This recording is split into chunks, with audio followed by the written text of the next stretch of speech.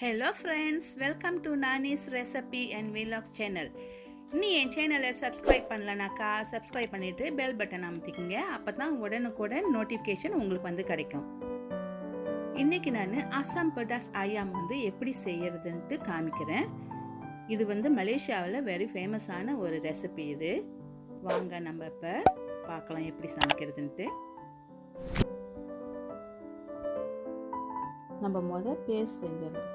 இதெல்லாம் ஒரு பேஸ்ட் தயாரிச்சிருவோம். இதுக்கு 6 சின்ன வெங்காயம், ஒரு பெரிய வெங்காயம், 5 பல்லு பூண்டு, 1 இன்ச்சு அளவு இஞ்சி, அப்புறம் ஒரு பச்சை மஞ்சள், ஒரு துண்டு பச்சை மஞ்சள். இதெல்லாம் சின்னதாக வெட்டி ஒரு பிளெண்டரில் போட்டுக்குவோம். நான் ஒரு 20 பட்டை மிளகா வெட்டி எடுத்திருக்கேன். அதை சின்ன சின்னதாக வெட்டி தண்ணியில் ஒரு 5 நிமிஷம் ஊற வச்சு அதில் உள்ள விதையெல்லாம் எடுத்துட்டு நல்லா அலசிட்டு அப்புறமா பிளெண்டரில் போடுறேன். இதில் ஒரு 1/2 கப்பு தண்ணி சேர்த்துக்கிட்டு இது நல்லா மைய அரைச்சி எடுத்துக்குவோம். பாருங்கள், இந்த மாரி நல்லா ஃபைனாக அரைச்சி எடுத்துக்கிட்டாச்சு.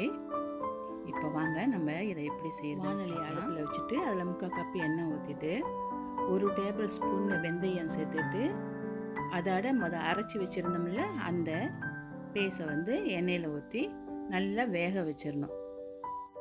அடுப்பு ஸ்லோ ஃபயர்லேயே இருக்கட்டும், இல்லைன்னா தெறிக்கும்.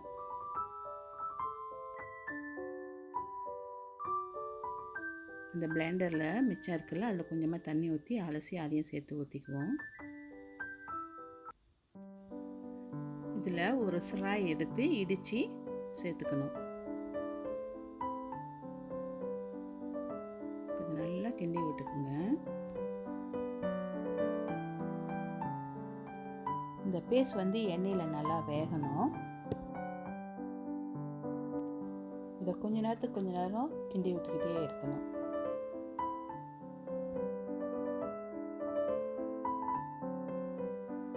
இது ஒரு 10 நிமிஷத்துக்கு நல்லா வேகட்டும்.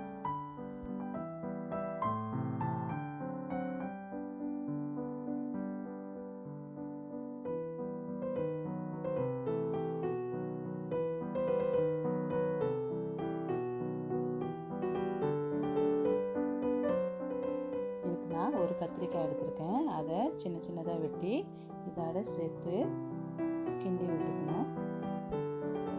இதில் இப்போ பாதி கோழி வெட்டி சுத்தம் செஞ்சு வச்சுருந்த கோழியை எடுத்து ஒன்றா சேர்த்துக்குவோம்.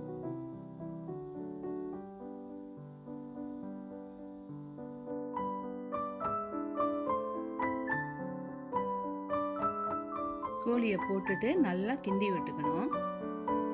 அந்த பேஸ்ட் கோழியில் நல்லா ஒட்டும். அப்போ தான் இது ஒரு 5 நிமிஷம் வெந்த பிறகு நம்ம 3/4 கப்பு திக்கான புளியை கரைச்சி அதோட ஒன்றா சேர்த்துக்கணும். இந்த சமையலுக்கு புளி ரொம்ப முக்கியம். ஏன்னா இது உரப்பும் புளிப்பும் கலந்த சாப்பாடு.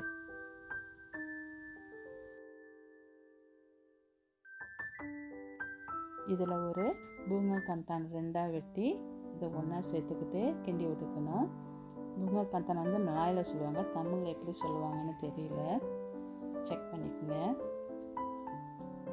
இதோட தேவையான அளவு உப்பு சேர்த்துக்கலாம்.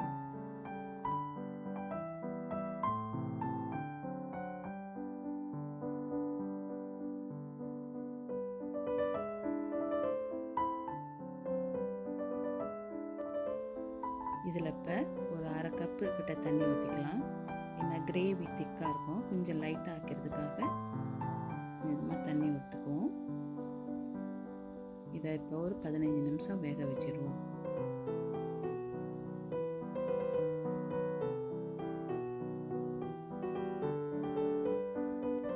இந்த கோழி வெந்துக்கிட்டு இருக்கிற சமயத்தில் இந்த இலையை கொஞ்சம் போடணும். இந்த இலை பேர் மலாயில் டவுன் குசும் சொல்லுவாங்க. நல்லா வாசமாக இருக்கும்.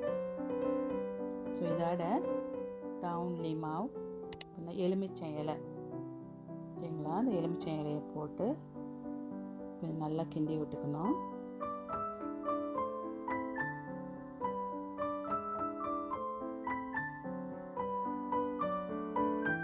இந்த 2 இலை இந்த சாப்பாடுக்கு நல்ல வாசத்தை கொடுக்கும். இதோட 2 தக்காளி பழம் சின்ன சின்னதாக வெட்டி இதோட சேர்த்துக்குவோம்.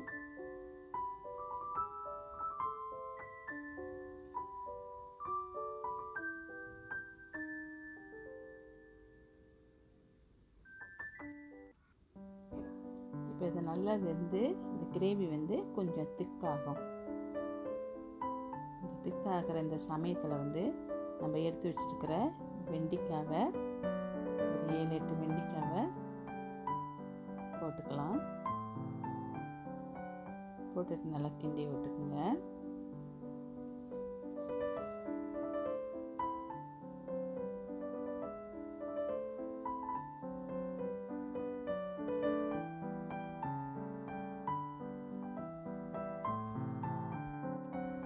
கிரேவி இன்னும் கொஞ்சம் திக்காகட்டும், அது வரைக்கும் நம்ம வேக விட்டுக்கலாம்.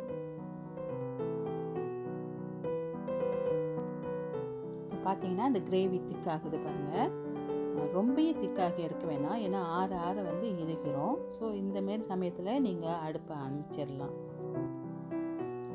அசாம் பெடாஸ் ஐயாம் ரெடி ஆயிடுச்சு. இதை நீங்கள் சாதத்தோடு சாப்பிட்டாக்கா ரொம்பவும் ருசியாக இருக்கும். இதை நீங்கள் செஞ்சு பாருங்கள். செஞ்சு பார்த்துட்டு எப்படி இருக்குன்ட்டு எனக்கு கமெண்ட் பண்ணுங்கள். இந்த சமையல் உங்களுக்கு பிடிச்சிருந்துச்சுனாக்கா லைக் பண்ணுங்கள், ஷேர் பண்ணுங்கள், கமெண்ட் பண்ணுங்கள், சப்ஸ்கிரைப் பண்ண மறந்துடாதீங்க.